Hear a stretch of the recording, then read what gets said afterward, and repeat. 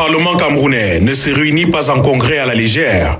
C'est une procédure exceptionnelle encadrée par la Constitution et le règlement intérieur du Congrès du Parlement.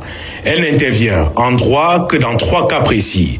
Premier cas, la prestation de serment du président de la République fraîchement élu ou des membres du Conseil constitutionnel nommés par le président de la République. Deuxième cas, la révision ou la modification de la Constitution. Et en troisième lieu, toute autre question que le chef de l'État juge nécessaire de soumettre à la représentation nationale réunie en formation commune. Or, ce jeudi 2 avril 2026, aucune prestation de serment n'est attendue au programme. La question qui s'impose donc avec insistance est celle de savoir s'il s'agit d'une modification de la loi fondamentale. Les indices convergent. L'arrêté du bureau du Congrès signé par Théodore Dato, nouveau président de l'Assemblée nationale, est sans équivoque. Le Parlement est convoqué à l'effet de modifier certaines dispositions de la Constitution. Une formulation sans ambiguïté. Mais sur quoi porterait exactement cette modification? Le texte officiel reste muet. Et c'est précisément dans ce silence que les spéculations prospèrent. Un silence qui, à vrai dire, a déjà été largement meublé par ceux qui savent ou qui croient savoir. Car depuis plusieurs semaines, dans les salons dorés de Yaoundé, sous les lambris feutrés de la capitale, la rumeur bruisse avec une constance troublante. De sources bien introduites, aux avant-postes de la chronique mondaine et politique, un scénario revient avec insistance. La création d'un poste de vice-président de la République. Des documents s'apparentant à des avant-projets de révision constitutionnelle ont circulé dans ces cercles avertis, proposant une rédaction précise des articles concernés, esquissant une nouvelle architecture institutionnelle. Authentique ou non, le contenu a suffi à allumer un débat qui fait désormais grand bruit, bien au-delà des dîners en ville. À bien y réfléchir, les signaux avant-coureurs étaient là. Lors de son discours d'investiture, le président de la République, Paul Biya, avait lui-même ouvert une porte évoquant des réformes institutionnelles à venir. Une formule qui, sur le moment, avait pu paraître protocolaire, mais que ces relais du comité central du RDPC s'étaient empressés d'amplifier. Des ministres de la République, dans leur prise de parole publique, avaient à leur tour emboîté le pas, laissant entendre qu'un chantier constitutionnel se préparait. Les pièces du puzzle semblaient-il étaient déjà posées sur la table. Dans les chaumières, comme dans les cercles intellectuels, politiques et universitaires, la question divise. Les uns y voient une nécessité institutionnelle, une garantie de continuité de l'État face aux aléas de la gouvernance. Les autres s'interrogent sur le timing, sur les motivations profondes et sur les implications d'un tel bouleversement pour l'équilibre des pouvoirs. Des voix s'élèvent, des tribunes sont publiées, des débats s'organisent. Le Cameroun politique, en somme, retient son souffle. Si le congrès de ce jeudi devait effectivement consacrer la naissance d'un poste de vice-président de la République, c'est toute l'architecture institutionnelle du pays qui s'en trouverait remodelée, une page historique tournée, une autre solennellement ouverte.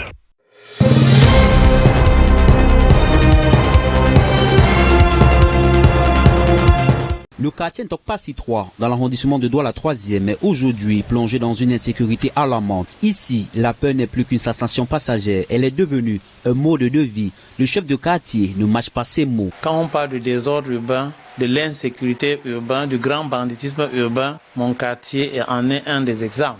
Il y en a même qui n'ont pas de carte d'identité, mais ils sont là plein dehors. Ils montent et descendent. Et les méthodes des malfaiteurs sont de plus en plus audacieuses. En l'entrée du quartier, au lieu dit école la zone, le scénario est glaçant. À l'entrée du quartier, vous êtes passé pour arriver ici. Il y a une zone là, on dit l'école la zone à l'entrée du quartier. À partir de 23h à minuit, il y a des bandits qui arrivent là-bas. Ils se transforment même en vigiles. Ça ne fait pas un mois que les bandits ont même attrapé les vrais vigiles de l'entrée de mon quartier, les attaché, enlever les chasubles sur les vrais vigiles de notre quartier et s'habiller en vigile. Pendant qu'ils ont attaché les vigiles pour mettre dans la rigole, ce sont eux qui contrôlent maintenant tous ceux qui entraient, ils braquaient, ils fouillaient même les voitures. Une situation qui laisse les populations sans repère ni protection réelle. Malgré la présence de 2 commissariats à proximité, les habitants vivent dans une insécurité constante. La nuit est redoutée et la prudence est devenue une règle stricte. C'est les virus ou c'est quoi? Dernièrement, au moment des fêtes, ils sont venus, ils ont fait éruption ici. Ils ont traumatisé tout le quartier. Et puis même hier dimanche, on a tabassé un gars ici à mort. Donc ici, moi-même au garage comme ça, j'ai tellement peur. Au quartier, franchement, c'est en insécurité. Donc, je ne sais pas comment on va faire pour s'en sortir dans ce quartier. Être chez soi avant 19h, sous peine de s'exposer à des agressions souvent violentes. Dans l'ombre, les agresseurs profitent d'un terrain favorable. L'absence d'éclairage public et la végétation dense transforment certaines zones en véritables pièges. Ici, les embuscades sont fréquentes et les victimes impuissantes. Nous avons 2 commissariats. Il y a le commissariat du 14e et Milon ici, là, qui, bon, ils ne foutent rien, ils ne foutent totalement rien. Nous sommes là, bon, vraiment en insécurité totale. Depuis un bon bout de temps, on dort la peur. La nuit, tu ne peux pas dormir ou bien tu ne peux pas rentrer chez toi en paix.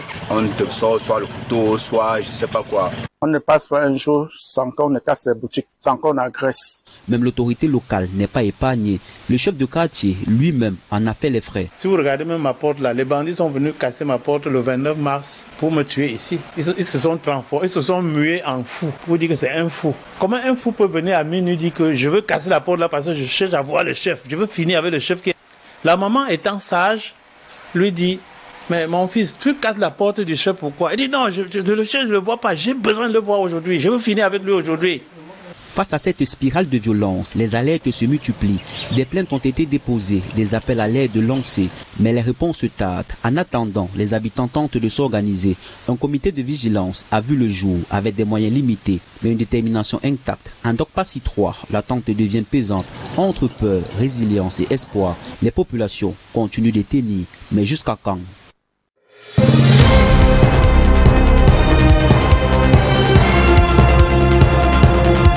L'avènement du MPSR2 avec à sa tête le capitaine Ibrahim Traoré, l'on murmurait et parlait déjà dans les rues de Révolution, à l'image de celle de 1983. Le 1er avril 2025, les choses se confirment. Le président du Faso, dans une adresse à la nation, indique, je cite, « Nous ne sommes pas dans une démocratie, nous sommes bien en révolution progressiste populaire. » Dans les rues, un mot revient sur toutes les lèvres, espoir. Une année après la proclamation de la RPP, les populations affichent un optimisme nouveau au regard des changements profonds déjà constatés. Aujourd'hui, les VDP sont mieux armés que certaines casernes d'avant. Donc c'est pour dire que dans la réforme au niveau de l'armée, on a demandé 50 000 VDP, 90 000 sont venus s'enrôler. Donc là-bas on ne peut pas parler. Vraiment c'est une armée qui a pété la puissance. Et on assistait à une police qu'on disait qu'il y a une certaine arme qu'on ne devrait pas les donner, pourtant les terroristes en possédaient. Aujourd'hui, on a les Goumi, on a les commissariats mobiles. Et le capitaine a parlé de El Rado, vous avez vu comment on appelle l'autoroute Ouaga-Bobo. Vous avez vu les routes 2x2. Vous avez vu et vous en verrez. Donc, les usines, on ne peut pas parler. Vraiment, le Burkina Faso est en chantier et on sent qu'il y a des travaux qui sont en train d'être entrepris pour une bonne marche du Burkina Faso. La révolution n'est donc plus un idéal, mais une réalité concrète. Pour ces Burkinabés, elle s'illustre par des actes forts. Une santé accessible, la baisse des prix des produits de première nécessité et une lutte sans merci contre la corruption. Désormais, chaque franc du peuple sert utilement le peuple. Du point de vue de l'administration aussi, comme nous sortons aussi sur le terrain, bon, dans les services ça va, il y a une amélioration. Il y a une plus de conscience. Il y a le Faso d'Anfani qui est là, les fonctionnaires, les agents du privé, ils mettent ça en valeur. En plus de ça, on voit qu'il y a la mobilisation pour les pavés. Il y a d'autres qui contribuent avec l'argent, avec leur force. Donc moi je vois que tout ça c'est grâce à l'idée du président. C'est beaucoup changé au niveau de Burkina Faso. Donc on prie bon Dieu que vraiment ça avance toujours et on donne longue vie à Ibrahim Traoré pour que ça avance. Pour les Burkinabés, cette déclaration du 1er avril est bien plus qu'un slogan.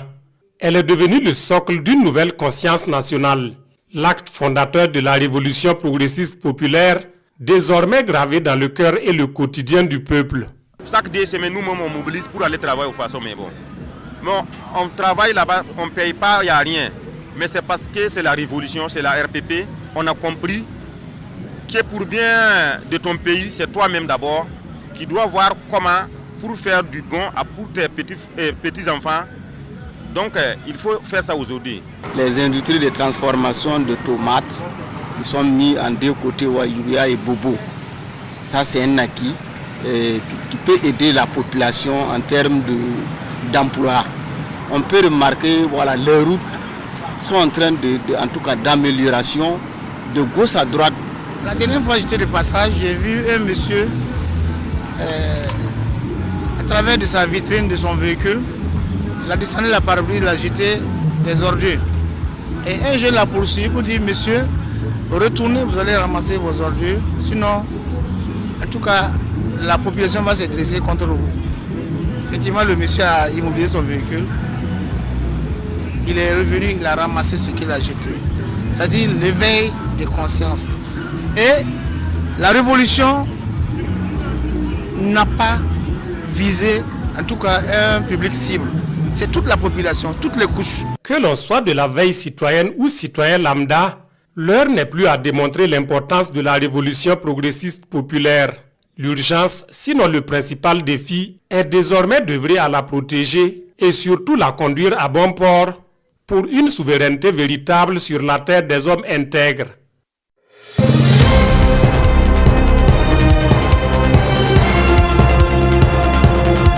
La Journée internationale zéro déchet fait la promotion de l'économie solidaire. Elle contribue à faire avancer les objectifs du développement durable au Mali. Cette journée vise en outre à faire des sensibilisations sur toutes les formes de déchets, y compris les pertes et gaspillages de denrées alimentaires, les déchets électroniques, entre autres. À travers cette journée, la Fondation Africa Circulaire entend aller vers un changement de paradigme par rapport à la problématique de gestion des déchets. C'est pour sensibiliser les acteurs vers un changement de paradigme par rapport à la problématique de la gestion des déchets, pour inciter le gouvernement et d'accompagner également les producteurs de déchets, les transformateurs de déchets, pour que nous puissions vraiment atteindre l'objectif qui est zéro déchet. C'est un moyen d'aller vers les changements de comportement en matière de gestion des déchets. Pour l'édition de cette année, les acteurs de l'assainissement réfléchissent sur la transformation des déchets alimentaires et plastiques à travers le thème de cette année, à savoir le recyclage des déchets alimentaires et plastiques, une transition vers l'économie circulaire au Mali. Les acteurs veulent faire évoluer notre modèle de gestion des déchets vers une approche performante. La célébration de cette année intervient dans un contexte particulièrement important pour notre pays. En effet, le gouvernement a adopté le 25 mars 2026 dernier, en Conseil des ministres, la politique nationale de l'assainissement, assortie de son plan d'action 2026-2030. Cette adoption marque une étape majeure dans la refondation du sous-secteur d'assainissement, en droite ligne avec la vision portée par son Excellence le président de la transition, le général d'armée Assimi Goïta, chef de l'État, qui accorde une importance particulière à l'amélioration du cadre de vie des populations, à la salubrité et à la protection durable de notre environnement. La journée a été mise à profit pour présenter un sketch sur l'assainissement à Bamako et comment transformer le reste des aliments qu'on jette à la poubelle pour nourrir le bétail.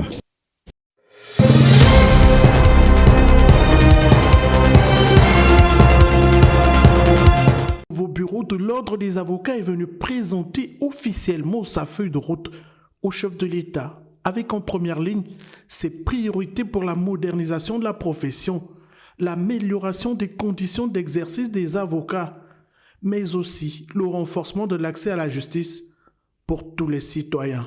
Nous avons demandé une audience à M. le Président de la République parce que le barreau national du Gabon a été renouvelé au cours de l'Assemblée générale élective du 20 décembre 2025 et conformément aux usages, il était normal qu'on vienne chez le chef de l'État pour présenter les nouvelles instances ordinales.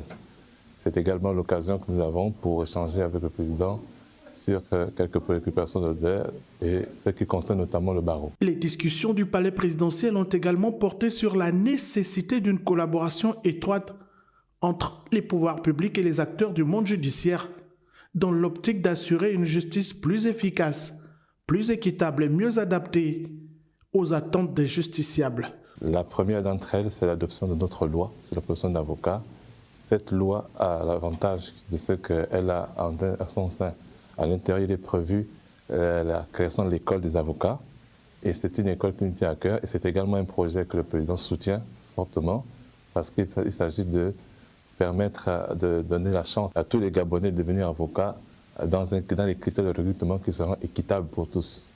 Donc c'est une des raisons pour lesquelles il soutient le projet. Ça permet également de former les avocats et l'école a une vocation sous-régionale. Donc il y a divers intérêts à ce que cette école soit mise en place et le président l'a vite compris. Et c'est maintenant même nous qui sommes en retard sur les exigences qu'il a proposées. Au chef de l'État et président du Conseil supérieur de la magistrature aujourd'hui, le barreau est venu réaffirmer sa volonté de soutenir les réformes engagées dans le secteur judiciaire dans le but de renforcer la crédibilité de l'institution. Et nous sommes très heureux, nous partons heureux parce que nous avons trouvé quelqu'un qui était très attentif et à l'écoute et qui a promis soutenir le barreau et régulariser toutes les problématiques que nous avons soulevées. Cette rencontre revêt un intérêt stratégique majeur. Elle marque une étape significative dans le renforcement des relations entre l'exécutif et l'ordre des avocats à l'ère de la Ve République, dans un contexte où la modernisation de la justice et la consolidation de l'état de droit demeurent des priorités essentielles pour le développement harmonieux de la République gabonaise.